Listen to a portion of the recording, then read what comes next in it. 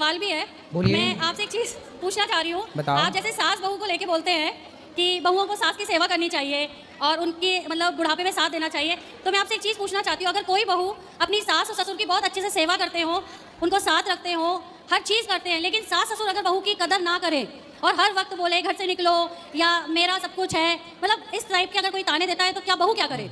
बहू बेटा को सबसे पहले तो अपने पाँव पे खड़ी होना चाहिए। हम बच्चों को कहते हैं कि आप अपने पिता के भरोसे भी मत रहो। नहीं, अगर पिता की सेवा करो, माँ की सेवा करो, पर माँ बाप के आश्रित रहकर नहीं। आप इतने सक्षम बन जाइए, सेल्फ डिपेंड बन जाइए कि पिता की सेवा आप अपने बल से करें। पिता की संपत्ति को आप ना चाहें तो भी आपका गुजारा हो लेकिन जाए। अगर बेटा पिता की संपत्ति नहीं चाहता है, बहू भी नहीं चाहती है, दोनों सेल्फ डिपेंड है, लेकिन सिर्फ एक छोटी प्रॉपर्टी के लिए या किसी भी चीज़ के लिए सास ससुर बहू को धमकी, बेटे को धमकी देते हैं, तो फिर क्या करना चाहिए? बहू बेटे जी जान से सेवा करते हैं। कुछ कितने भाई हैं आपके पति? दो। कुछ माता पिता ऐसे होते हैं जो बच्चे तो पैदा कर लेते हैं, बाद में उनका प्रेम जाके किसी एक बच्चे में जाके प्रेम टूट जाता है, एक में ही वो आसक्त हो जाते हैं और दूसरे को वो इग्नोर करने लग जाते हैं। इस व्यवहार से भी माता पिता को नरक की प्राप्ति होती है। महाभारत में ये प्रसंग है कि जो माता पिता अपने बच्चों में भेदभाव करते हैं वह माता पिता भी नरकगामी होते हैं। गलतियां हर जगह बच्चों की ही नहीं है, बहुत सारे केसों में माता पिता की भी गलतियां हैं कि बहू बेटा अच्छे हैं पर माँ बाप सेवा नहीं लेना चाहते, तो गुरुजी, वो पैसे के एटीट्यूड में रहना चाहते हैं कि तो हमारा है।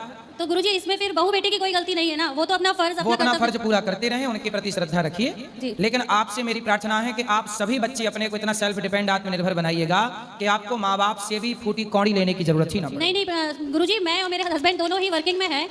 हस्बैंड जॉब करते हैं, मैं बिजनेस करती हूँ।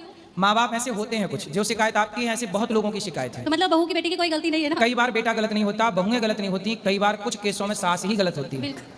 और दोष चूंकि सास को कोई दोष नहीं देता, बहू का ही दोष दुनिया देखती है। बाप का दोष कोई नहीं देखता, बेटे का ही लोग दोष देखते हैं। आपकी कथा सुनती है तो जहाँ पे सास की सेवा, माँ की सेवा आता है ना, वो कहती है सुनो, और जहाँ बहू के बारे में या बेटे के बारे में आते हैं ना, वहाँ टीवी बंद कर देती है, वहाँ वो नहीं देखती है। मतलब कपटी है आपकी सास? हाँ, वो नहीं देखती है, बस वो हाँ, बस ये है। सच को स्वीकार ना करना यह भी पाप है। बिल्कुल। कोई बात नहीं, आप सदा उनके ऋणी हैं और उनके प्रति श्रद्धा रखिए। ये तो उनका फर्ज है कि वो भेद ना करें। यदि करते हैं तो वो पाप के भागीदार ही बना रहे हैं अपने को, कोई पुण्य नहीं कमा रहे हैं।